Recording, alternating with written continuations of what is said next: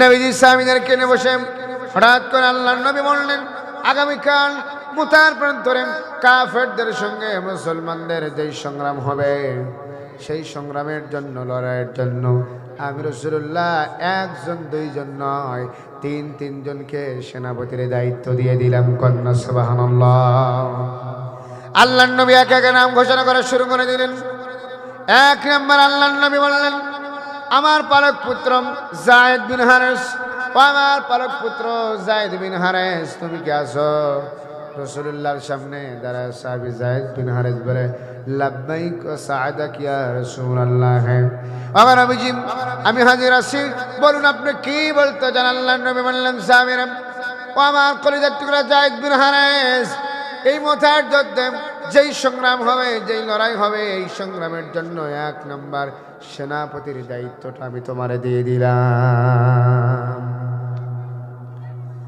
আল্লাহর নবী আমার রাসূলুল্লাহ সাহাবীদের ডেকে বললেন, ও আমার সাহাবীরা, আমি আমার 2 নম্বর সেনাপতির নাম, আমি আমার এই যুদ্ধের জন্য 2 নম্বর সেনাপতির নাম যাকে ঘোষণা করলাম, তিনি আমার চাচাতো ভাই জাফর বিন আবি তালিব। কই জাফর বিন আবি তালিব, তুমি কি আছো? জাফর বিন আবি তালিব বলেন, লাব্বাইক ওয়া সাআদাক ইয়া রাসূলুল্লাহ। আমি আমার জীবন দেওয়ার জন্য, আমি আমার রক্ত দেওয়ার জন্য, আমি আমার হাত দেওয়ার জন্য, আমি আমার পা টানার জন্য, ইসলামের জন্য কোরবানি করার জন্য রাজি। ইয়া রাসূলুল্লাহ, হুজুর আপনি কি বলতে চান বলুন। আল্লাহর নবী বিশ্ব নবী ডেকে বললেন, সাহাবীরা, এই মুতার যুদ্ধের 2 নম্বর সেনাপতি হিসাবে আমি নবীজি তোমাকে নিযুক্ত করলাম। জোরে কন্যা সুবহানাল্লাহ। বিশ্ব নবী আমার সাহাবীদেরকে ডেকে বললেন, ও আমার সাহাবীরা, 3 নম্বর সেনাপতি যার নাম আমি ঘোষণা করব, এই মক্কার মধ্যে সবচেয়ে সুন্দর চেহারা, টক বগে তরুণ একজন যুবক, যাকে লোকেরা সভা কবি বলতো, তার নাম হলো আব্দুল্লাহ ইবনে রাওয়াহা। ও আব্দুল্লাহ ইবনে রাওয়াহা, তুমি কি আছো? নবীজি সাহাবীরা বললেন, ইয়া রাসূলুল্লাহ, নবীজি আমার আব্দুল্লাহ বিন রাওয়াহা তো আসে নাই, আজকে আব্দুল্লাহ বিন রাওয়াহার নববিবাহিত স্ত্রী নিয়ে ঘরে বাসর করবে। আব্দুল্লাহ বিন রাওয়াহার বিবাহর বন্ধনে আবদ্ধ হয়েছে। নবীজি বললেন, সাহাবীরা, আমার আব্দুল্লাহ বিন রাওয়াহার কানের মধ্যে খবরটা দিয়ে দাও, আমি আমার আব্দুল্লাহ বিন রাওয়াহার জন্য এই যুদ্ধের 3 নম্বর সেনাপতির নাম ঘোষণা করলাম। আল্লাহু আকবার বলেন। সাহাবীরা বললেন, ইয়া রাসূলুল্লাহ, ইয়া হাবিবাল্লাহ, নবী আপনি আমাদের নেতা, আপনি আমাদের একমাত্র অভিভাবক, আপনি যার নাম ঘোষণা করেছেন, ওই আব্দুল্লাহ বিন রাওয়াহা তো এই জায়গায় নাই। রাসূল বললেন, সাহাবীরা, তোমরা আব্দুল্লাহ বিন রাওয়াহার কান বরাবর খবরটাকে পৌঁছায়া দিয়ে দাও। সুবহানাল্লাহ পড়েন। সাহাবীদেরকে বলা হলো, তোমরা আব্দুল্লাহ বিন রাওয়াহার কান পর্যন্ত খবরটা পৌঁছায় দাও। আল্লাহর নবী তাকে এই যুদ্ধের জন্য 3 নম্বর সেনাপতির দায়িত্ব দিয়েছেন। কন্যা সুবহানাল্লাহ। কিছুক্ষণ পরে আব্দুল্লাহ বিন রাওয়াহা মসজিদে নববীর মধ্যে প্রবেশ করলেন। রাসূলুল্লাহ যেই কথা সাহাবীদের মধ্যে বলেছিলেন, সাহাবীরা হাতটা উঁচু করে চোখের পানিগুলো ছেড়ে দিয়ে ডাক দিলেন, আব্দুল্লাহ বিন রাওয়াহা, নবীর সাহাবীরা, তোমাকে আল্লাহর নবী মুতার প্রান্তরে কাফেরদের সঙ্গে মুসলমানদের সংগ্রাম হবে, লড়াই হবে, যুদ্ধ হবে, সেই যুদ্ধের জন্য 3 নম্বর সেনাপতি আমির তোমাকে বানিয়ে দিয়েছে। নবীর সাহাবী, তোমার কি অভিমত আছে? তোমার কি কোনো দ্বিমত আছে? সাহাবী বললেন, লাব্বাইক ওয়া সাআদাক ইয়া রাসূলুল্লাহ, আপনার এই গোলাম, আপনার এই বান্দা, আপনার এই উম্মত, আপনার এই জাবি আপনার সামনে হাজির রয়ে গেছে। সাহাবী আমার ডাকে বললেন, ইয়া রাসূলুল্লাহ, আপনি আমার যুদ্ধের জন্য 3 নম্বর আমির বানিয়েছেন, সেনাপতি বানিয়েছেন। নবী গো, আমি আপনার কথা ফেলতে পারবো না, কারণ আল্লাহ পাক বলছেন, মা আতাকুমুর রাসূলু ফাখুযুহু ওয়া মা নাহাকুম আনহু ফান্তাহু। যা বলতেন সাহাবীরা তাই মেনে নিতেন, কারণ নবীজি যা বলতেন সেটাই আইন। যেরকম না সুবহানাল্লাহ। সাহাবী আব্দুল্লাহ বিন ওয়াহাব বললেন, ইয়া রাসূলুল্লাহ লাব্বাইক ওয়া সাদাক ইয়া রাসূলুল্লাহ, আমি হাজির আছি, আপনি চিন্তা করেন না, টেনশন করিয়েন না। কন্যা সুবহানাল্লাহ। ঘরে মাত্র নববিবাহিত স্ত্রী, নতুন বউ ঘরে রেখেছে, এখনো বাসর হয় নাই, এখনো স্বামী বাসর করতে পারে নাই। আল্লাহু আকবার বলেন। আজকে তার বাসর রাত, ফুল সজ্জার রাত। আর একটা পুরুষের জীবনে সবচেয়ে আনন্দের রাত হলো, তার জীবনের শ্রেষ্ঠতম রাত হলো বাসর রাত। কথা বলেন ঠিক কিনা? নতুন স্ত্রী ঘরে আসে, তার সঙ্গে দুটা কথা বলবে, তার সঙ্গে মনটাকে দিয়ে দিবে, মনটা নেওয়া দেওয়া করবে, তার সঙ্গে ভালো মন্দ দুটা কথা বলে নিবে, কারণ যার সঙ্গে সারাটা জীবন তাকে কাটাতে হবে। কথা বলেন ঠিক কিনা? এই ঘরে যদি ফার্নিচার পুরন হয়, ফ্যান পুরাতন হয়, বলেন তো এইগুলো কি পরিবর্তন করা যায় না? কথা বলেন। আপনার ঘরে ফার্নিচার আছে 20 বছর আগে, ওই 20 বছর আগের থাকা ফার্নিচারটাও লোকটা 20 বছর 30 বছর পরে গিয়ে কয় না এটা পুরনো হয়ে গেছে, এটা পরিবর্তন করলাম। আর আপনি 50 বছর হলো বিয়ে করেছেন, 50 বছর হলো একটা ওয়াইফ আপনার ঘরে, কোনোদিন কি আপনি বলেছেন আমি আমার বউটা পরিবর্তন করব? কথা বলেন, এটা কি সম্ভব? সম্ভব। আল্লাহ তাআলা যেই সম্পর্কটা দিয়েছে, হুন্না লিবাসুল্লাকুম ওয়া আনতুম লিবাসুল্লাহুন্না, স্বামী স্ত্রীর জন্য পোশাক, স্ত্রী স্বামীর জন্য পোশাক। স্বামী যেমন গায়ের মধ্যে জুব্বা জামা পাঞ্জাবি গেঞ্জি শার্ট লাগায়, স্ত্রী যখন গায়ের মধ্যে পোশাক লাগায়, আল্লাহ পাক বলছেন স্ত্রীর গায়ের জন্য স্বামী পোশাক, আর স্বামীর গায়ের জন্য স্ত্রী পোশাক। কন্যা সুবহানাল্লাহ। কিন্তু আমাদের যুবকদের ভালোবাসা স্ত্রীর সঙ্গে নাই, ভালোবাসা হলো আর এক গার্লসের মেয়ের সঙ্গে। কথা কয় না? জোরে বলেন ঠিক কিনা? এই যুবক, তোমাকেই বলছি ভাইয়া, তোমার তো এক নারীতে আসক্ত থাকার কথা ছিল, তুমি তো একটা নারীতেই তোমার জীবনটা পার করে দেওয়ার কথা ছিল, তুমি তো একজন নারীর প্রেমে, এক নারীর প্রেমে তোমার জীবনটাকে পার করার কথা ছিল, একজন নারীর ভালোবাসা তোমার দিলের মধ্যে, তোমার মনের মধ্যে, তোমার অন্তরের মধ্যে থাকার কথা ছিল। কিন্তু তুমি এক নারীতে আসক্ত না হয়ে সারা রাত ভর 10-10টা নারীর সঙ্গে অবৈধ লীলায় তুমি তার সঙ্গে লেলিত হচ্ছ, তুমি তার সঙ্গে লিপ্সে যাচ্ছ। যুবক, তোমাকেই বলছি, তোমাকে একদিন মরতে হবে। কথা বলেন ঠিক কিনা? এই দুনিয়া চিরকাল কেউ বেঁচে থাকবে না, আর থাকা সম্ভব। সাহাবীর ঘরের কেবলমাত্র নববিবাহিত স্ত্রী, তার সঙ্গে দুটা সুখ দুঃখের কথা বলবে, নতুন বউ বাসর করবে, ফুল সজ্জা করবে। সাহাবী চলে এসেছেন রাসূলুল্লাহর দরবারে। রাসূলুল্লাহ বলছেন তোমাকে মুতার যুদ্ধের 3 নাম্বার সেনাপতি বানিয়েছে। সুবহানাল্লাহ। আর সাহাবীরা কখনো নবীর কথা অবাধ্য হন নাই। কন্যা সুবহানাল্লাহ। আমাদেরও নবীর কথা অবাধ্য হওয়া যাবে? জোরে বলেন যাবে? আল্লাহর নবী বলছেন মান সালিমাল মুসলিমুনা মিন লিসানিহি ওয়া ইয়াদিহি, ওই ব্যক্তি যে মুসলমান যার জিহ্বা এবং হাত থেকে অপর মুসলমান নিরাপদে থাকে। কথা বলেন ঠিক কিনা? যদি এইটাই নবীর রাসূলুল্লাহর হাদিস হয়ে থাকে, আজ বাংলার জমিনে গোটা মুসলমানদের উপরে যে হাত দ্বারা মুসলমানদের উপরে নির্যাতন করা হয়, মুসলমানদের দেহের মধ্যে, মুসলমানদের বুকের মধ্যে গুলি চালানো হয়, আল্লাহর কসম বলে দিলাম সে কখনো মুমিন হতে পারে না। কথা বলেন ঠিক কিনা? এদেশের হাজারো যুবকের মনের তামান্না, এদেশের হাজারো যুবকের মনের এরাদা, তারা ইসলামের জন্য মরবে, ইসলামের জন্য জীবন দিবে, আল্লাহর কোরআনের জন্য জীবন দিবে, কিন্তু বাতিলের সঙ্গে কখনো আপোষ করবে না। জোরে বলেন ঠিক কিনা?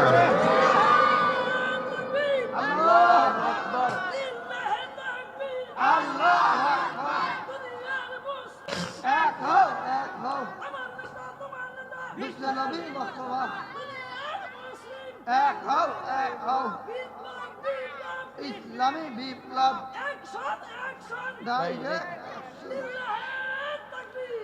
মাশাআল্লাহ। আল্লাহ ভাইটির কণ্ঠে বারাকা দান করে বলি আমিন। অন্ধ মানুষ, তার দিন আর রাত সমান, ঠিক কিনা? দিনও যেমন রাতও তেমন। শুকরিয়া আদায় করেন, আপনাকে সবচাইতে বড় নিয়ামত দুটা চোখ দিয়েছেন।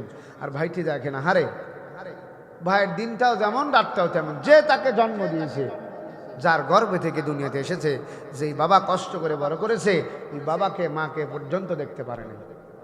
আমি দোয়া করি আল্লাহ আমার ভাইটাকে হায়াতে বারাকা দান করুক, রিস্কে বারাকা দান করুক, ভাইকে সুস্থতা সেবায় কামলা আজলে দান করুক। ভাই যেদিন দুনিয়া থেকে বিদায় নেবে, আল্লাহ যেন তাকে ইমানি শহীদি মর্যাদা দান করে। সকলেই বলি আল্লাহুম্মা আমিন। ঘরে সবে মাত্র নববিবাহিত স্ত্রী বাসর করবে, দেখেন সাহাবীর কেমন ইমান। আল্লাহর নবীর স্বামী আমার রাসূলুল্লাহর সামনে দাঁড়ায় স্বামী যখন বললেন ইয়া রাসূলুল্লাহ, আমি আপনার কথায় একমত গ্রহণ করলাম, একথা পোষণ করলাম, আপনি আমাকে সেনাপতি বানিয়েছেন, এটা আমার সৌভাগ্যের কপাল, আলহামদুলিল্লাহ। নবীজি এবার বললেন, ও আমার স্বামীরা, ও আমার পালক পুত্র যায়েদ বিন হারেস, ও আমার চাচাতো ভাই জাফর বিন আবি তালিব, ও আমার স্বামী আব্দুল্লাহ বিন রাওয়াহা, যাও তোমরা তোমাদের পরিবারের কাছ থেকে বিদায় নিয়ে আসো। জাফর বিন আবি তালিবকে বললেন, আব্দুল্লাহ বিন রাওয়াহাকে বললেন, যায়েদ বিন হারেসাকে বললেন। যায়েদ বিন হারেস বললেন, ইয়া রাসূলুল্লাহ, ওগো নবীজি, আপনি আমাকে জন্ম দেন নাই, কিন্তু আপনি আমাকে লালন পালন করেছেন। মা খাদিজা শুনেছে, মা আয়েশা সিদ্দিকা শুনেছে। ইয়া রাসূলুল্লাহ, ইয়া হাবিবাল্লাহ, আর অন্য কারো কাছে অনুমতির দরকার নাই, আপনি বলেছেন, আমি আমার জিহাদে যাওয়ার জন্য প্রস্তুতি গ্রহণ করে নিয়েছি। জাফর বিন আবি তালিব চললেন ঘরের দিকে। জাফর বিন আবি তালিব তার ঘরের মধ্যে যখন প্রবেশ করলেন, বিবিকে ডেকে বললেন, বিবিরা, ও আমার কলিজার টুকরা স্ত্রী, প্রিয়তমা বিবি, মোতার প্রান্তরে জিহাদ হবে, সংগ্রাম হবে, লড়াই হবে, কাফেরদের সঙ্গে মুসলমানদের জিহাদ হবে। সেই যুদ্ধের জন্য আল্লাহর রাসূল আমাকে 2 নাম্বার সেনাপতি ঘোষণা করেছে। বিবিরে, বিদায় দাও, চলে যাব জিহাদের প্রান্তরে। আল্লাহর নবী যেহেতু আমাকে 2 নাম্বার সেনাপতি ঘোষণা করেছে, তার মানে আমার পূর্বে একজন আছে, আমার পরেও একজন আছে। ও বিবি, নির্ঘাত আমি শাহাদাত বরণ করব, নির্ঘাত আমি শহীদ হয়ে যাব, আমার মৃত্যু হয়ে যাবে। বিবিরে, বিদায় দাও, দেখা হবে আল্লাহর জান্নাতে। বিবিটাকে বললেন, ও আমার স্বামী, আমি আপনাকে নিষেধ করব না, যুদ্ধে যাওয়ার জন্য বাধাও দেব না, আমি আপনার রাস্তা আটকাব না, পথ আটকাব না, তবে আমি আল্লাহর কাছে দুহাত তুলে দোয়া করি, আল্লাহ, আপনি আমার স্বামীকে যেমন ভাবে জিহাদের ময়দানে যাচ্ছে সংগ্রাম করার জন্য, লড়াই করার জন্য, আল্লাহ আপনি আমার স্বামীকে আমার কাছে গাজী বানায় ফেরত দিয়ে দিয়েন। হযরত জাফর বিন আবি তালিব তার রাঙ্গে তরবারি খানা বের করলেন, তরবারির উল্টা পিঠ দিয়ে স্ত্রীর হাতের মধ্যে মৃদু আঘাত করলেন, ডেকে বললেন, বিবিরে, উল্টা দোয়া করিও না, তোমার আজকের এই উল্টা দোয়া আল্লাহর দরবারে মঞ্জুর হবে না, কবুল হবে না, কারণ আমার আগেও একজন আছে, আমার পরেও একজন আছে, নির্ঘাত আমি শহীদ হয়ে যাব। ও বিবি, দোয়া করো, আল্লাহ যেন তোমার সঙ্গে আমার সঙ্গে দেখা করা দেয় আল্লাহর জান্নাতে। ছোট্ট ছোট্ট সন্তানের নাম হাউমা করে কাঁদতেছে, বাবার চেহারার দিকে তাকায় রয়েছে। স্ত্রীকে বললেন, স্বামী আমার, যেতে যদি হয় আসেন, 2 সুখ দুঃখের কথা বলে নেই, সন্তানদেরকে একটু আদর করে দেন, শেষ আদর। জাফর বিন আবি তালিব ডেকে বললেন, বিবিরে, আমি যদি এখন ঘরের মধ্যে যাই, সন্তানের মহাব্বত, তোমার মহাব্বত আমার দিলের মধ্যে জায়গা করে নেবে, অতএব আমি তোমার ঘরের মধ্যে যাব না, তোমার সঙ্গে যতটুকু কথা হলো, তোমার যদি মনের এটাই নিয়ত হয়, তবে বিবি আমি কথা দিয়ে দিলাম, আল্লাহ আমাকে যেই শাহাদাতের মর্যাদা দান করবে, শহীদ করবেন, তোমার সঙ্গে আমার সঙ্গে দেখা হবে আল্লাহর জান্নাতে। চলে গেলেন আব্দুল্লাহ বিন রাওয়াহা নতুন ঘরে, ঘরের মধ্যে নতুন স্ত্রী। তার কাছে যখন আব্দুল্লাহ বিন রাওয়াহা চলে গেলেন, ডেকে বললেন, বিবিরা, ও আমার কলিজার টুকরা প্রিয়তমা স্ত্রী, বিদায় দিয়ে দাও, আমি যাব জিহাদের প্রান্তরে। স্ত্রীকে বললেন, স্বামী আমার, আমি আপনাকে বাধা দেব না, আমি আপনাকে আটকাবো না, যান, আপনি জিহাদের প্রান্তরে যান, রাসূলুল্লাহ আপনাকে আমির বানিয়েছে, আমার কোনো দুঃখ নাই। তবে আমার স্বামী, আমি মেয়ে মানুষ, আমার লজ্জা একটু বেশি, আমার শরমটা একটু বেশি, একটু ঘরের মধ্যে প্রবেশ করুন, আমি আপনার চেহারাটা একটু ভালো করে দেখে নেই। অন্ধকারে আদো আদো দেখেছি, আলো আলো দেখেছি, মনে আছে কিছু কিছু, মনে আছে কিছু কিছু, মনে নাই। প্রিয়তমা স্বামী আমার, একটু ঘরের মধ্যে আসেন, আমি হৃদয়টা ভরে আপনাকে আপনার চেহারাটা দেখে নেই, যাতে করে কিয়ামতের দিন আপনারে আমি চিনতে পারি। কন্যা সুবহানাল্লাহ। স্বামী আমার আব্দুল্লাহ বিল্লাহ হক ডেকে বললেন, বিবি রে, তুমি আমারে তেমন দেখো নাই, কিন্তু আমি তোমারে হৃদয় ভরে অন্তর ভরে দেখে নিয়েছি। যতটুকু আমি তোমারে দেখেছি, ও আমার বিবি, চিন্তার কোনো কারণ নাই, হতাশার কোনো কারণ নাই। তুমি আমারে বিদায় দিয়ে দাও।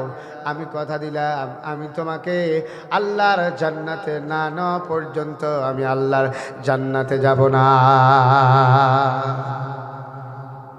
স্বামী আমার স্ত্রীর কাছ থেকে বিদায় নিলেন, নবীজির কাছে চলে গেলেন। ইয়া রাসূলুল্লাহ, ওগো নবীজি হুজুর, আমি এসেছি, আমাকে আপনি বিদায় দেন।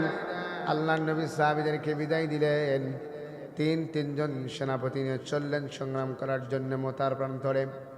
সাহাবীদের সঙ্গে আর মুসলমানদের সঙ্গে, কাফেরদের সঙ্গে আর মুসলমান সাহাবীদের সঙ্গে লড়াই যখন শুরু হয়ে গেল, এক পাশে মুসলমানরা লড়াই করে, অন্য পাশে মুসলমান কাফেরেরা সংগ্রাম করে।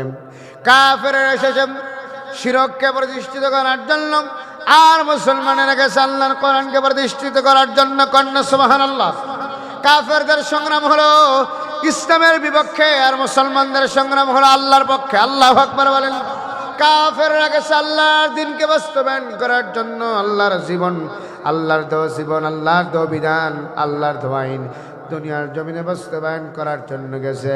আল্লাহ পাক বলছেন, তাহলেই যারা ইসলামের জন্য জীবন দেওয়ার জন্য যায়, আমি আল্লাহ তাদের জন্য ঘোষণা করে দিয়ে দিলাম, কুনতুম খায়রা উম্মাতিন উখরিজাত লিন-নাস তা'মুরুনা বিল মা'রুফি ওয়া তানহাউনা আনিল মুনকার ওয়া তু'মিনুনা বিল্লাহ। আল্লাহ পাক বললেন, তোমরা শ্রেষ্ঠ জাতি, কুনতুম খায়রা উম্মাতিন উখরিজাত লিন-নাস, তোমরা হলো আমার শ্রেষ্ঠ জাতি, শ্রেষ্ঠ উম্মত। সুবহানাল্লাহ বলেন। কি করে? যারা সৎ কাজে আদেশ দেয়, অসৎ কাজে নিষেধ করে, আর ঈমান আনে আল্লাহর উপরে। সুবহানাল্লাহ বলেন। মুতার প্রান্তরে কাফেরদের সঙ্গে আর মুসলমানদের সঙ্গে লড়াই শুরু হয়ে গেছে। সামিরা এক পর্যায়ে মুসলমানরা কাফেরদের সঙ্গে লড়াই করতে করতে কাফেরদেরকে কচুকাটা করে জাহান্নামে পাঠিয়ে দিচ্ছে। কাফেররাও মুসলমানদেরকে শহীদ করে দিচ্ছে। সর্বপ্রথম সেনাপতি জাফর বিন আবি তালিব, আব্দুল্লাহ বিন রাওয়াহা, জায়েদ বিন হারেস হলেন এক নম্বর সেনাপতি। জায়েদ বিন হারেসকে কাফেররা নির্মমভাবে হত্যা করল। জাফর বিন আবি তালিব দুই নম্বরের সেনাপতি। জায়েদ বিন হারেস যখন শাহাদাত বরণ করলেন, শহীদ হয়ে গেলেন। শহীদ হয়ে যাওয়ার পরে কালেমার পতাকাটা কে হাতে তুলে নেবেন? জাফর বিন আবি তালিব হাতের মধ্যে কালেমার পতাকাটা পথ করে সেদিন উড়ায় ধরলেন, টান টান করে তুলে ধরলেন, যাতে করে মুসলমানদের হৃদয়ের মধ্যে কোনো বাঁধন না আসে, মুসলমানদের হৃদয়টা যেন ভেঙে তছনছ না হয়ে যায়। জাফর বিন আবি তালিব যখন কালেমার পতাকাটা উঁচু করে ধরলেন, মুসলমানদের সঙ্গে কাফেরদের সঙ্গে লড়াই হয়, সংগ্রাম হয়, জিহাদ হয়। এই যে মুসলমান আর কাফেররা সংগ্রাম করে, লড়াই করেন, লড়াই করতে করতে যুদ্ধের ময়দানে জাফর বিন আবি তালিব কাফেররা নির্মমভাবে হত্যা করলো। জাফর বিন আবি তালিব দুনিয়া থেকে বিদায় করে দিল, শাহাদাত বরণ করলেন। আব্দুল্লাহ বিন রাওয়াহা লোকমাটা কেবলমাত্র সবেমাত্র মুখের মধ্যে দেবেন, এমনই সময় তাকা দেখে আর ইসলামের পতাকাটাকে দেখা যায় না, দূর দেশে অন্য জায়গায় পড়ে আছে। এই যে জাফর বিন আবি তালিব, জাফর বিন আবি তালিবের ডান হাতটা কেটে দিয়েছেন, জাফর বিন আবি তালিবের বাম হাতটাও কাফেররা কেটে দিয়েছে। জাফর বিন আবি তালিব ডান হাত কাটা, বাম হাত কাটা, ডান পা কাটা, বাম পা কাটা। এই কাটা হাত পা দিয়ে ইসলামের পতাকাটা সেদিন ধরতে পারে নাই। ইসলামের পতাকাটা কোন রকম উঁচু করে আছে। আব্দুল্লাহ বিন রাওয়াহা খাবার প্লেটটা রেখে মুসলমানদের হৃদয় যেন ভেঙে না যায়, মুসলমানরা যেন হতাশ হয় না যায়, মুসলমানরা যেন দুর্বল হয় না পড়ে, মুসলমানদের দিলের মধ্যে যেন কোনো ভয় না ঢোকে। জাফর বিন আবি তালিবের মৃত্যুর পরে আব্দুল্লাহ বিন রাওয়াহার একটা মুহূর্তে দেরি না করে আব্দুল্লাহ বিন রাওয়াহা একটা দৌড় দিয়ে কালেমার পতাকাটা সেই দিন উঁচু করে ধরেছিল। জাফর বিন আবি তালিব বিদায় নিয়েছে, জায়েদ বিন হারেস বিদায় নিয়েছে, 3 নম্বর সেনাপতি আব্দুল্লাহ বিন রাওয়াহা রয়ে গেছে। কালেমার পতাকাটা পথ পথ করে উড়িয়ে ধরেছেন। এই আব্দুল্লাহ বিন রাওয়াহা কাফেরদের সঙ্গে লড়াই করে ডান হাতে বাম হাতে কালেমার পতাকাটা ধরে আছে, ডান হাত দিয়ে তরবারি চালায়। হঠাৎ করে যুদ্ধক্ষেত্রে গিয়া কাফেররা চতুর্দিক থেকে আব্দুল্লাহ বিন রাওয়াহাকে যখন ঘিরে ধরলেন, আব্দুল্লাহ বিন রাওয়াহার ডান হাতে কোপ মারলেন, ডান হাতটা কেটে ছিটকে পড়ে গেল। জাফর বিন আবি তালিব চলে গেছে, আব্দুল্লাহ বিন রাওয়াহার ডান হাতটা কেটে ফেলে দিলেন। কাফেররা যখন আব্দুল্লাহ ইবনে রাওয়াহার ডান হাত কেটে দিলেন, বাম হাতের মধ্যে কালেমার পতাকাটা ধরলেন মুসলমান। ওই দিন আব্দুল্লাহ বিন রাওয়াহা একবারের জন্য ইসলাম থেকে, আল্লাহর দিন থেকে আলাদা হয়ে যায় না। আব্দুল্লাহ বিন রাওয়াহা ডান হাত যখন কেটে পড়ে আসে, বাম হাতের মধ্যে কালিমার পতাকা, কালিমার ঝান্ডারা সেই দিন মোতার বান্তরে উঁচু করে ধরে আছে। হঠাৎ করে কাফেররা এসে আব্দুল্লাহ বিন রাওয়াহার বাম হাতটা কেটে দিল। আব্দুল্লাহ বিন রাওয়াহার বাম হাতটা ছিটকে জমিনে পড়ে গেল। আব্দুল্লাহ বিন রাওয়াহা জমিনের মধ্যে পড়ে গেলেন। দুটি হাত থেকে ঝরঝর করে রক্তগুলো মোতার বান্তরে ঝরতেছে। জাফর বিন আবি তালিব শাহাদাত বরণ করে মোতার বান্তরে পড়ে আছে। আব্দুল্লাহ বিন রাওয়াহা ডান হাত কাটা, বাম হাত কাটা। আব্দুল্লাহ বিন রাওয়াহা সেই দিনেও একটিবারের জন্য ইসলাম ছাড়ে নাই, কোরআন ছাড়ে নাই, দিন ছাড়ে নাই। আব্দুল্লাহ বিন রাওয়াহা চিন্তা করলেন, এখন যদি আমি কালিমার পতাকাটা জমিনে ফেলে দেই, কিয়ামত পর্যন্ত যত মুসলমানের আসবে কালিমার পতাকাটা সম্মান করতে পারবে না, ইসলামের ঝান্ডাটা উঁচু করে ধরতে পারবে না।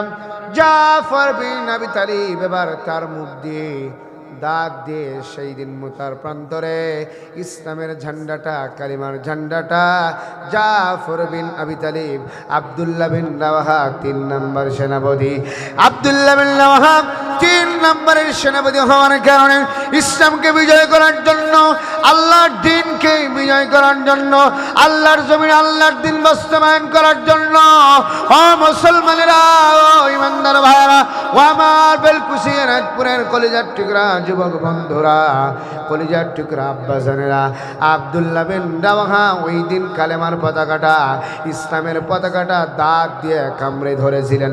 চিৎকার দিয়ে কন্যা আল্লাহু আকবার। এই যে আব্দুল্লাহ বিন রাওয়াহা তার দাঁত দিয়ে কালেমার পতাকাটা শক্ত করে ধরে রেখেছিলেন। এক পর্যায়ে মুসলমানদের বিজয় হলো। মুসলমানদেরকে যিনি বিজয় দেয় তিনি কে? যারা বলেন না কে? এই তাম পৃথিবীর একনিষ্ঠ মালিককে। আল্লাহ পাক বলেন, তাবারাকাল্লাযী বিয়াদিহিল মুলকু ওয়া হুয়া আলা কুল্লি শাইইন কাদির।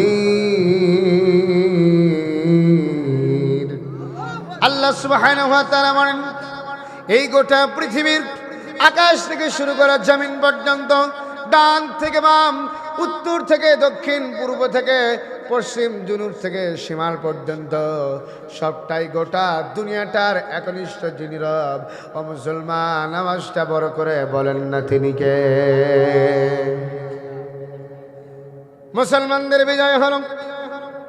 সামিরা থেকে দেখেন, 1 নম্বর সেনাপতি যায়েদ বিন হারেস শাহাদাত বরণ করেন, জমিনের মধ্যে ধুলায় পড়ে আছে। 2 নম্বরের সেনাপতি জাফর বিন আবি তালিব শাহাদাত বরণ করেছে। দুইজন সাহাবী দুনিয়া থেকে বিদায় নিয়ে পড়ে আছেন।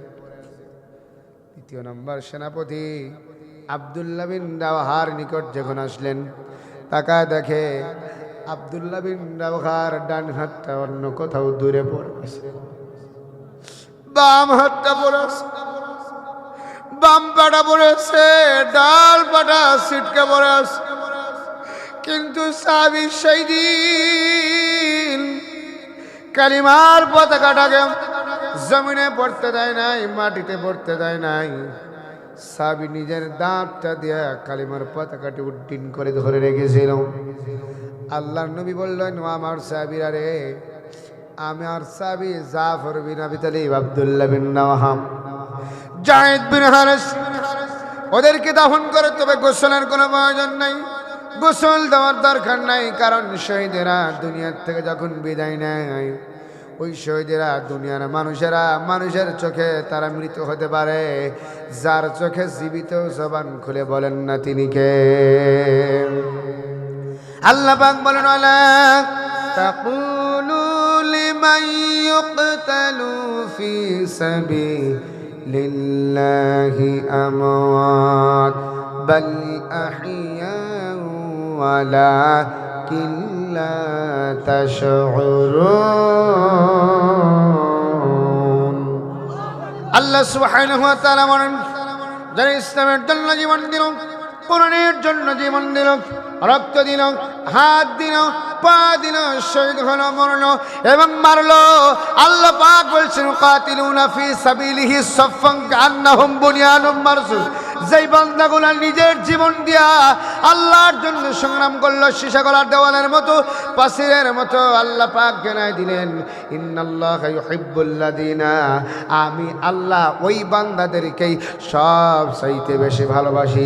চিৎকার মেরে কন্যা সুবহানাল্লাহ। আল্লাহ পাক বলেন, আমি দুনিয়ার মানুষদেরকে পরীক্ষা করব ভয় দ্বারা, ক্ষুধা দ্বারা। কথা বলেন ঠিক কিনা? আল্লাহ রাব্বুল আলামিন বলছেন, ওয়ালা নাবলুওয়ান্নাকুম বিশাইইম মিনাল খাউফি ওয়াল জুই ওয়া নাকসিম মিনাল আমওয়ালি ওয়াল আনফুসি ওয়াস সামারাত ওয়া বাশশিরিস সাবিরিন।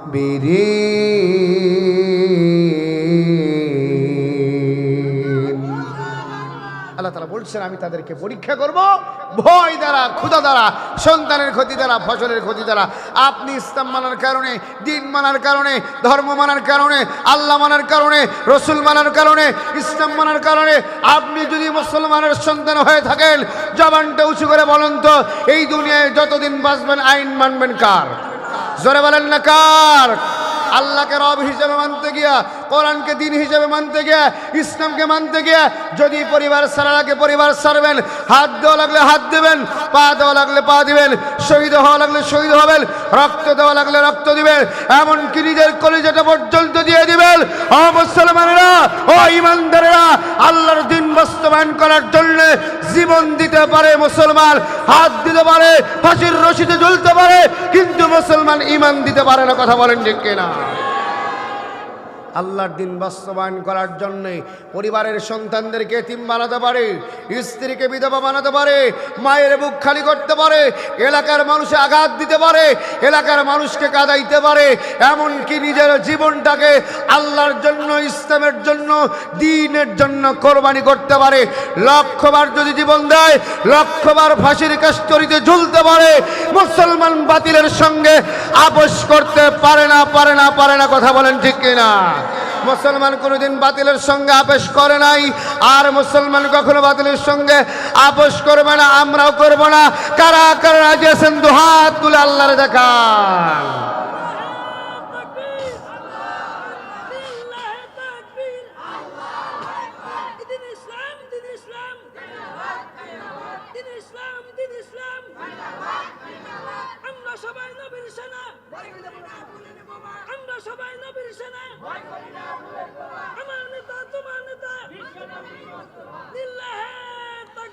মাশাআল্লাহ, হাত নামান। আমরা কি ইসলাম মানার কারণে কাউকে ভয় পাই? যারা বলেন আওয়াজ বলেন, যেই কয়েকজন মানুষ আছে বলেন, আমরা কি ইসলাম মানার কারণে কাউকে ভয় পাই? আমরা ভয় পাই কেবলমাত্র আল্লাহকে। আল্লাহ ছাড়া এই দুনিয়ার কোনো ফাঁসির মঞ্চকে মুসলমানরা ভয় করে না। ফাঁসির মঞ্চে মুসলমানদেরকে ঝুলাইতে ঝুলাইতে ঝুলাইতে ঝুলাইতে এক সময় ফাঁসির রশি শেষ হয়ে যাবে, মুসলমানের ঈমান কখনো শেষ হবে না। কথা বলেন ঠিক কিনা? দুনিয়ার কাফের বেঈমানদেরকে একটি কথা জানাই দিতে চাই, তাদের কাছে থাকতে পারে অস্ত্রশস্ত্র, তাদের কাছে থাকতে পারে বিমান বাহিনী, তাদের কাছে থাকে জঙ্গি বাহিনী, তাদের কাছে থাকতে পারে বিভিন্ন রকমের মানুষ মারার যন্ত্র, কিন্তু মুসলমানদের যেই যন্ত্র আছে, মুসলমানদের যেই অস্ত্র আছে, এই অস্ত্রের কাছে লক্ষ লক্ষ কোটি কোটি অস্ত্র ফেল পারবে। কথা বলেন ঠিক কিনা? সেই অস্ত্রের নাম হলো মুসলমানদের ঈমান। ধরে বলেন ঠিক কিনা?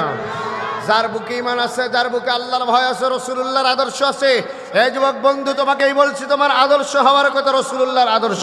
চিল্লা বলেন ঠিক কিনা? তুমি তো কার্ল মার্কসের আদর্শ নয়, তুমি তো লেনিন মেসির আদর্শ নয়, তোমার আদর্শ নেইমারের আদর্শ হবে না, তোমার আদর্শ হবে সেই মদিনাওয়ালা নবীর আদর্শ। চিল্লা বলেন ঠিক কিনা? নবীর আদর্শ মানতে গিয়া এই দেশের যুবকেরা জীবন দিতে পারে, এই দেশের যুবকেরা রক্ত দিতে পারে, এই দেশের যুবকেরা হাত দিতে পারে, এই দেশের যুবকেরা লক্ষবার জন্ম নেবে, লক্ষবার বাতিলের গুলির সামনে বুকটা উঁচু করে দিয়া বুদ্ধর মতো, আবু সাইদের মতো, আমাদের ওসমান হাদির মতো জীবন দিতে পারে, বাতিলের সঙ্গে আপোষ করতে পারে না, পারে না, পারে না। কথা বলেন ঠিক কিনা? এই বেঈমানের গোষ্ঠীরা মনে করেছে এদেশ থেকে ইসলাম বন্ধ করতে পারলেই, আল্লাহর দ্বীন বন্ধ করতে পারলেই, কোরআন বন্ধ করতে পারলেই এদেশে বড় বড় মদের বার খোলা যাবে, এদেশে মদের লাইসেন্স দেওয়া যাবে, এদেশে লীলা কীর্তনের মতো নারীদেরকে ধর্ষণ করে, ধর্ষণের সেঞ্চুরি করে লাশের উপরে নৃত্য করা যাবে। কথা বলেন ঠিক কিনা? বাংলার জনগণ আর সেটা চায় না, বাংলার জনগণ আর সেটা দেখতে যায় না। বাংলার জনগণ এখন দেখতে যায় নতুন সূর্য, সেই সূর্যের নাম কোরআনের সূর্য। কথা বলেন? বাংলার জনগণ এখন দেখতে যায় সোনার বাংলাদেশ নয়, কোরআনের বাংলাদেশ। বাংলার জনগণ এখন দেখতে যায় ইসলামের বাংলাদেশ। বাংলার জনগণ এখন দেখতে যায় কোরআনের সংসদ। বাংলার জনগণ এখন দেখতে যায় আল্লাহর আইনের সংসদ। বাংলার জনগণ মরেছে, মরবে, জীবন দেবে, কিন্তু আল্লাহর আইন বাস্তবায়ন করেই ছাড়বে ইনশাআল্লাহ। সম্মানিত ভাইরা আমার, তাহলে সাহাবীরা জীবন দিলেন, রক্ত দিলেন, হাত দিলেন, সব দিয়ে দিলেন, কিন্তু ঈমান দিলেন না। আল্লাহ নবী, বিশ্ব নবী রাহমাতুল লিল আলামিনের সাহাবীরা ঈমান মানার কারণে, ইসলাম মানার কারণে, ধর্ম মানার কারণে, দিন মানার কারণে নিজের জীবনটা দিয়েছে। এই জন্যই আল্লাহ বলেছেন তারা হলো শ্রেষ্ঠ জাতি। সুবহানাল্লাহ বলেন। আল্লাহ রাব্বুল আলামিন বলছেন, আল তাকুম মিনকুম উম্মাতুন ইয়াদউনা ইলাল খায়র ওয়া ইয়া'মুরুনা বিল মা'রুফি ওয়া ইয়ানহাউনা আনিল মুনকার ওয়া উলাইকা হুমুল মুফলিহুন। আল্লাহ পাক বললেন তোমরা হলো শ্রেষ্ঠ জাতি, শ্রেষ্ঠ উম্মত, শ্রেষ্ঠ মানুষ, কারণ তোমরা বাতিলের সামনে আপোষ করো নাই, তোমরা হকের পক্ষে দাওয়াত দিয়েছ। আল্লাহ পাক বলছেন যেখানেই দেখবে বাতিল, সেখানেই মুসলমানেরা তাদের ইমানি জজবা দিয়া, ইমানি শক্তি দিয়া, নিজের জীবন দিয়ে সেখানেই সংগ্রাম করেছে। কন্যা সুবহানাল্লাহ। আল্লাহ রাব্বুল আলামিন বললেন যারা জীবন দিয়ে সংগ্রাম করলো, মার খেলো, মরলো, আল্লাহ পাক বলছেন তাগুদের সামনে নিজের মাথাকে নত করে নেয়। আল্লাহ রাব্বুল আলামিন বলছেন তাদেরকে আমি বন্ধু বানাবো। আল্লাহু আকবার। আর মুসলমান ইমানদারদের বন্ধু হলেন আল্লাহ। আল্লাহ তাআলা বলছেন আল্লাহু ওয়ালিয়ুল্লাযীনা আমানু ইউখরিজুহুম মিনায-যুলুমাতি ইলান নূর। সাহাবীরা বললেন ইয়া রাসূলুল্লাহ, ইয়া হাবিবাল্লাহ, আমরা কাকে বন্ধু বানাবো? সঙ্গে সঙ্গে আল্লাহ নবী, বিশ্ব নবী রাসূলুল্লাহ আয়াত নাজিল করে। আয়াত তার উপরে নাজিল হয়ে গেল। আল্লাহর নবী বললেন, তোমরা বন্ধু বানাবে তাকে যাকে বন্ধু বানালে অন্ধকার থেকে তোমাদেরকে আলোর পথে পরিচালিত করবে। কন্যা সুবহানাল্লাহ। তাহলে এই সংগ্রাম করতে গিয়ে, তগুদের সঙ্গে সংগ্রাম করতে গিয়ে যারা জীবন দিল, যারা মূল্য, যারা হাত দিল, পা দিল, আল্লাহ পাক বলেন দুনিয়ার মানুষের চোখে তারা মৃত হতে পারে, আমি আল্লাহর চোখে ওই বান্দাকে আমি আল্লাহ জীবিত বলে ঘোষণা করে দিয়ে দে। সুবহানাল্লাহ বলবেন না? আর কিছু কন্যা সুবহানাল্লাহ। দুনিয়ার মানুষের চোখে শহীদেরা মৃত, কিন্তু আল্লাহর চোখে ওই বান্দাগুলা জীবিত। কন্যা সুবহানাল্লাহ। এজন্য ভাই যতদিন বাঁচবেন আইন মানবেন কার? জোরে কয় না, মানবেন কার? জীবনের সব ক্ষেত্রে একনিষ্ঠ রব হিসেবে মানা লাগবে আল্লাহকে, ঠিক কিনা? এই দেশের মানুষ এখন বুঝতে পেরেছে, এই দেশের মানুষ এখন জানতে পেরেছে, এই দেশের মানুষ বুঝে গেছে আর রামবাম দিয়া এদেশের নাস্তিক মুরতাদদেরকে দিয়া এদেশের সংসদে আর চালানো সম্ভব নয়। এদেশের রামবামদের আর কোনো কথা চলবে না। এদেশের মানুষ এখন চায় কোরআনওয়ালা, ইসলামওয়ালা, দিনওয়ালা, ধর্মওয়ালা মানুষগুলো গিয়ে আল্লাহর কোরআনের বাস্তবায়ন রূপ সংসদ ভবনে কেমনে পরিচালনা করে। কথা বলেন ঠিক কিনা? যখন কালেমওয়ালা, ইসলামওয়ালা, টুপিওয়ালা, দাড়িওয়ালা, দিনওয়ালা, ধর্মওয়ালা মানুষগুলো সংসদে যাবে, তারা 1 নম্বর নামাজের বিল পাস করবে, 2 নম্বর জাকাতের বিল পাস করবে, 3 নম্বর সৎ কাজ আদেশ দিবে, 4 নম্বর অসৎ কাজ নিষেধ করবে, 3 নম্বর যেমন সৎ কাজ আদেশ দিবে, বলবে দেশের নামাজি যদি খুঁজে না পাওয়া যায়, বেনামাজি কোনো মানুষকে যদি পাওয়া যায় 50,000 টাকা জরিমানা, 2 মাসের জেল। আল্লাহর কসম বাংলার প্রত্যেকটা মসজিদগুলোতে জায়গা দেওয়া সম্ভব হবে না। কথা বলেন ঠিক কিনা? কোরআনের আইন যদি পাশ করা থাকে, যদি সংসদ থেকে আইন পাশ করা হয়, এদেশে যেই বান্দা জেনা করবে, যেই লোকটা জেনা করবে, প্রকাশ্যে দিবালোকে তাকে পাথর মেরে দুনিয়ার থেকে বিদায় করে দেওয়া হবে। তাহলে আমার দেশের কোনো মা বোনের ইজ্জতে আর কোনো হায়না, কোনো জানোয়ারেরা তাদের হিংস্র থাবা দিতে পারবে না। কথা বলেন ঠিক কিনা? যদি আজকে কোরআনের বিধান পাশ করা হয়, এদেশে কোনো স্কুল, কোনো ইউনিভার্সিটি, কোনো কলেজের ছাত্র ভাইদেরকে নির্মমভাবে রাস্তার মাঝখানে ধরে তাদের বুকে গুলি চালিয়ে হত্যা করবে না। কথা বলেন ঠিক কিনা? যদি আল্লাহর আইন, কোরআনের আইন ব্যবস্থা থাকে, তাহলে রংপুরের সাইদের মতো আর জীবন দেওয়া লাগবে না, মীর মুগ্ধের মতো জীবন দেওয়া লাগবে না, এরপরে আমাদের সাইদ আবু রায়হান ভাইয়ের মতো জীবন দেওয়া লাগবে না। নব্য লেটেস্ট মডেলের ফেরাউনদের কিছু চক্রান্তের কারণে নতুন করে আমাদের আরেকজন কলিজার টুকরা প্রিয় ভাই জীবন দিয়েছে, তার নাম হলো ওসমান হাদি। কথা বলেন ঠিক কিনা? এদেশের লক্ষ যুবকের মনের তামান্না, এদেশের লক্ষ যুবকের মনের এরাদা, তারা আর অন্য কোনো কিছু হতে যায় না।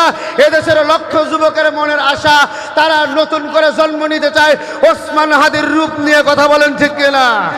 ওসমান হাদির মতো কাফেরদের সঙ্গে, বেঈমানদের সঙ্গে, বেঈমানের সঙ্গে হক কথা বলতে গিয়া এদেশের নতুন নতুন যুবকেরা, নতুন নতুন ওসমান হাদিরা ওই বেঈমানদের গুলির সামনে বুক পেতে দেবে, মাথা পেতে দেবে, কিন্তু বাতিলের সঙ্গে আপোষ করবে না, করবে না, করবে না। কথা বলেন ঠিক কিনা?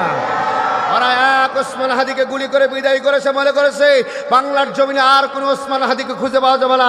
আল্লাহর কোরআন সামনে নিয়ে বলে গেলাম, আজ ওসমান হাদির জানাজা হয়েছে, আগামীকাল থেকেই বাংলার প্রত্যেকটা ঘরে ঘরে নতুন করে ওসমান হাদি জন্ম নেবে। তোমরা মনে করেছো ওসমান হাদিকে গুলি করে মারলেই এদেশে আর হক কথা বলার মতো মানুষ খুঁজে পাওয়া যাবে না। এক ওসমান হাদিকে বিদায় করেছে, লক্ষ ওসমান হাদি আবার জন্ম নেবে। কথা বলেন ঠিক কিনা? এই যে দুইশের যুবকের মনের মধ্যে একটা রাধা ঢুকে গেছে, অন্তরে ওসমান হাদির যেই ভালোবাসা ঢুকেছে, ওদের অন্তরে এখন একটাই চেতনা, আমরা আবার নতুন করে ওসমান হাদি হব। কথা বলেন ঠিক কিনা? তোমাদের এই 60 সেকেন্ড দিয়ে বড় নেতা হওয়ার কারো শখ নাই। সেই নেতা পেশাব করে পানি নেয়। কথা বলেন, নেতাকে সামনে নামাজ পড়াইতে দিলে যদি টিনের ঘরের মসজিদ হয় বা বেড়ার ঘরের মসজিদ হয়, সেজদা দিবে ঠিকই, নেতাকে আর খুঁজে পাওয়া যাবে।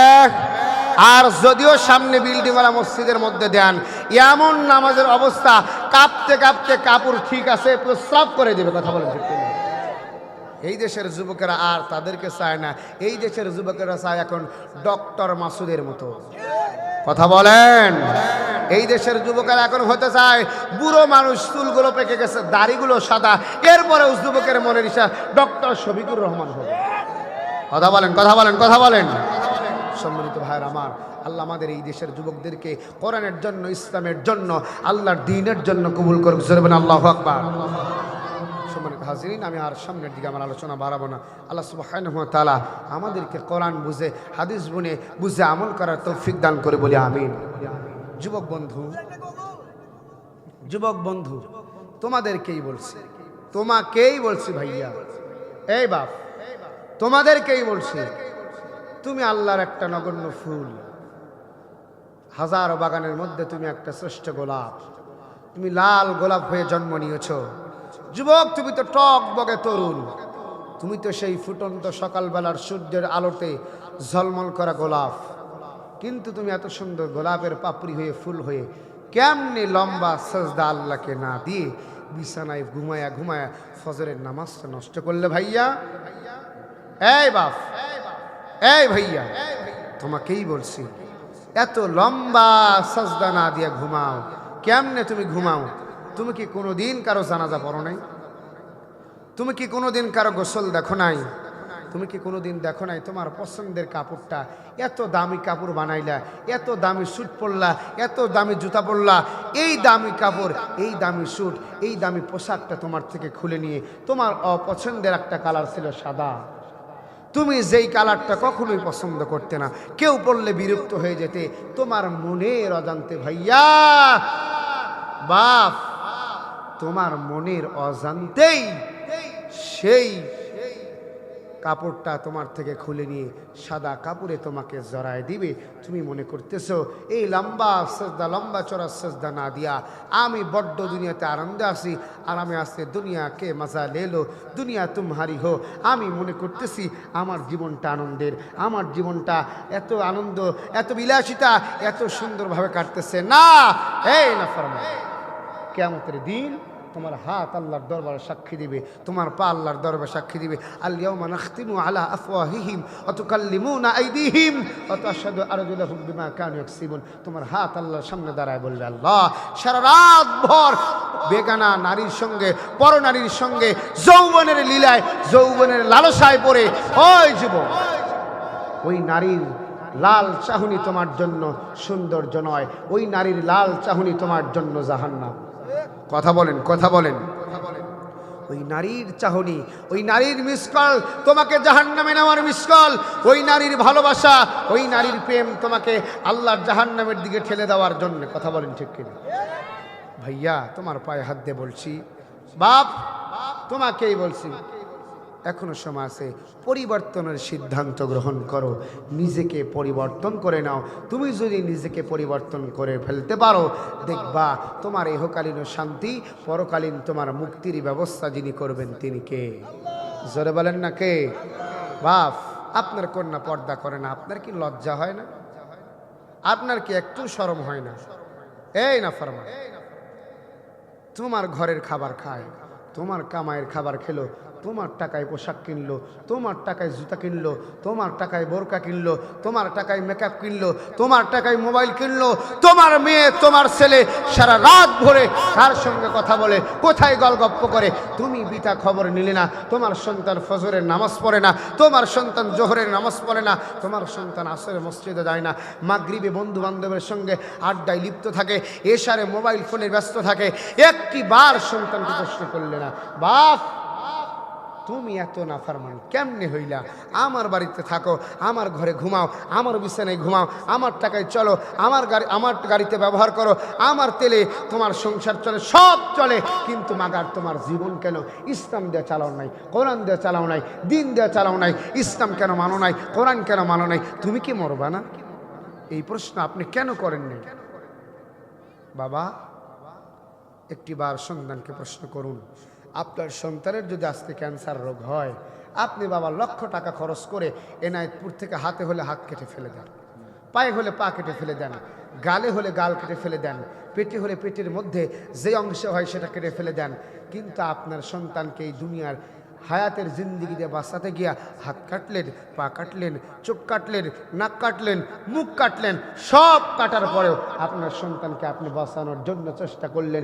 কিন্তু আপনি বাবা, আপনাকেই বলছি বাবা, আপনার সন্তানকে জাহান্নামের আগুন থেকে বাঁচানোর জন্য একটিবারও চেষ্টা করেননি। আপনি ব্যর্থ, আপনি পিতা বড়ই ব্যর্থ। এই সূর্য ঠিকই উঠবে সকালবেলা, এই সূর্য ঠিকই দেখা যাবে সকালবেলায়, এই সূর্য ঠিকই ডুববে সন্ধ্যাবেলায়, এই গাড়ি ঠিকই চলবে, এই সিএনজি অটো রিক্সা ঠিকই চলবে, এই মোটর সাইকেলের চাকা ঠিকই ঘুরবে, কিন্তু তুমি বান্দার চাকা, তুমি বান্দার হায়াত ফুরায়া নিথর দেহটা জমিনের মধ্যে মাটির কবরে পড়ে থাকবে। কথা বলেন ঠিক কিনা? কথা বলেন, কথা বলেন। সব চলবে, চলবে না শুধু তোমার জীবনের চাকা, সব থাকবে, তোমার জীবনের চাকা বন্ধ হয়ে যাবে। বাপ, তোমাকে পায়ে হাত দিয়ে বলছি, যেই হারাম রিলেশনের মধ্যে আসো সেখান থেকে বের হয়ে আসো, কোরআন মানো, ইসলাম মানো, তোমার জীবনটাও ওমরের মতো হবে। ঠিক কিনা? তোমার জীবন আবু বকরের মতো হবে, তোমার জীবন আলীর মতো হবে, তোমার জীবন ওসমানের মতো হবে, তুমিও খালিদ বিন ওয়ালিদের মতো হবে, তুমিও খাব্বাবের মতো, খোবাবের মতো ঈমান নিয়া কবরে যে জান্নাতি মেহমান হবে। আল্লাহ সকলকে কবুল করুক, সকলে বলি আল্লাহুম্মা আমিন। যুবকেরা কষ্ট করে আজকের এই আয়োজন করেছে, আমি আমার হৃদয়ের গভীর থেকে আমার যুবক ভাইদেরকে শ্রদ্ধার সঙ্গে অনেকভাবেই আনন্দ দিয়েছ। যুবকেরা তোমাদেরকে, তোমরা পারলে গান বাজনা দিতে পারতো কি না? যুবকেরা কোরআনের তাফসীর দিয়েছে, আল্লাহ তাদেরকে কবুল করুক, সকলে বলি আল্লাহুম্মা আমিন। সম্মানিত হাজির, বিশেষ করে আমার এই প্রিয় ভাই হুজাইফা ভাই, অনেক দিন ধরে ভাইয়ের সাথে আমার পরিচয়, অনেক ভালোবাসা, অত্যন্ত হৃদয় দিয়ে ভালোবাসে। আমি মনে করি আমার কোনো ভাই নেই। আমি ভাইকে অনেক আগেই বলেছি, ভাই আপনি আমার মায়ের পেটের ভাইয়ের মতো, এত ভালোবাসে যেটা আপনাদের কাছে বলে বোঝাতে পারবো না। অত্যন্ত ভালো ছেলে, আপনাদের এলাকার অত্যন্ত ভালো একটা ছেলে, আপনারা জানেন, ভালো একজন আলেম, ভালো মাদ্রাসায় পড়তেছে। আমরা হৃদয় দিয়ে দোয়া করি। শোনেন, একটা আলেমের চেহারার দিকে যখন তাকান, আল্লাহ রসুল বলছে সে যেন আমি রসুলুল্লাহর চেহারার দিকে তাকান। কোনো আলেমের সঙ্গে যখন মুসাফা করা যায়, আল্লাহ নবী বলছে সে যেন আমার হাতের মধ্যে হাত দিয়ে মুসাফা করে। কোনো আলেমের সঙ্গে যখন মুস্কি হেসে কথা বললো, সে যেন রসুলুল্লাহর চেহারা, রসুলুল্লাহর সঙ্গে মুস্কি হেসে কথা বলল। সুবহানাল্লাহ বলেন। এই জন্য আলেমদের দেখে হিংসা করবেন না, আলেমদের দেখে গায়ে জ্বালা আনবেন না। কিছু লোক আছে আলেম দেখলেই গায়ে চুলকায়। কথা বলেন। টুপিওয়ালা দাড়ি দেখলেই, টুপিওয়ালা দাড়িওয়ালা দেখলেই গায়ে চুলকায়। বুঝতে হবে এই টুপিওয়ালা দাড়িওয়ালা ইসলামওয়ালা কালেমওয়ালা যাদেরকে দেখলে গায়ের মধ্যে চুলকায়, ওদের মধ্যে মুসলমানের রক্ত নাই। মুসলমানের ঘরে জন্ম নিতে পারে, তবে উবাই ইবনে সলুল, আবু জেহেল, উতবা সাহেবের রক্ত আছে। কথা বলেন ঠিক কিনা? সম্মানিত হাজিরিন, এই জন্য আমাদের প্রিয় ভাই হুজাইফা ভাইয়ের জন্য দোয়া চাই। আল্লাহ পাক আমাদের ভাই, এরপরে আমার শাকিল ভাই, আরও যুবক ভাই, অনেকের নাম জানি না, আমার এই ভাইদেরকে আল্লাহ যেন হায়াতে বারাকা দান করে, সুস্বাস্থ্য এবং দীর্ঘ কামনা করে, ইসলামের জন্য কবুল করে। সেই সাথে এলাকার ময় মুরব্বী যারা কবরে গেছে, কবরগুলোকে জান্নাতের বাগান বানায় দেয়। সকলেই বলি আল্লাহুম্মা। সম্মানিত যদি বিপ্লব মানে জীবন দেয়া বসে থাকা নয়, সে কোনদিন আসবে না রে করো যদি ভয়।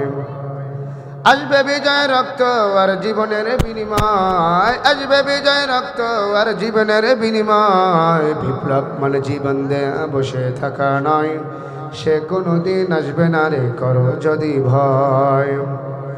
লড়াইয়ের ওই ময়দানেতে যেতে তোমাকে হবে, প্রয়োজনে সব রক্তটুকু জমিনেই ঢেলে দেবে। লড়াইয়ের ওই ময়দানেতে যেতে তোমাকে হবে, প্রয়োজনে সব রক্তটুকু জমিনেই ঢেলে দেবে। তবুও তোমায় লড়তেই হবে, মানিবে না পরাজয়। তবুও তোমায় লড়তেই হবে, মানিবে না পরাজয়। বিপ্লব মানে জীবন দেয়া বসে থাকা নয়, সে কোনোদিন আসবে না রে করো যদি ভয়। বিপ্লব মানে জীবন দেয়া বসে থাকা নয়, সে কোনোদিন আসবে না রে করো যদি ভয়। কোথা থেকে কোন ভিন দেশে শকুন আমার দেশে এসে, সেবার নামে বসত জুড়ে আওয়ামী লীগের বেশে। কোথা থেকে কোন ভিন দেশে শকুন আমার দেশে এসে, সেবার নেমে বসত জুড়ে আওয়ামী লীগের বেশে ওদের করতে নাস্তা না বুঝ হতে হবে নির্ভয় ওদের করতে নাস্তা না বুঝ হতে হবে নির্ভয় বিপ্লব মানে জীবন দেয়া বসে থাকা নয় সে কোনো দিন আসবে না রে করো যদি ভয় বিপ্লব মানে জীবন দেয়া বসে থাকা নয় সে কোনো দিন আসবে না রে করো যদি ভয় লড়াইয়ের ওই ময়দানেতে যেতে তোমাকে হবে প্রয়োজনে সব রক্তটুকু জমিনেই ঢেলে দেবে মারহাবা বলেন লড়াইয়ের ওই ময়দানেতে যেতে তোমাকে হবে প্রয়োজনে সব রক্তটুকু জমিনেই ঢেলে দেবে তবুও তোমায় লড়তেই হবে মানিবে না পরাজয় তবুও তোমায় লড়তেই হবে মানিবে না পরাজয় বিপ্লব মানে জীবন দেয়া বসে থাকা নয় সে কোনো দিন আসবে না রে করো যদি ভয় বিপ্লব মানে জীবন দেয়া বসে থাকা নয় সে কোনো দিন আসবে না রে করো যদি ভয়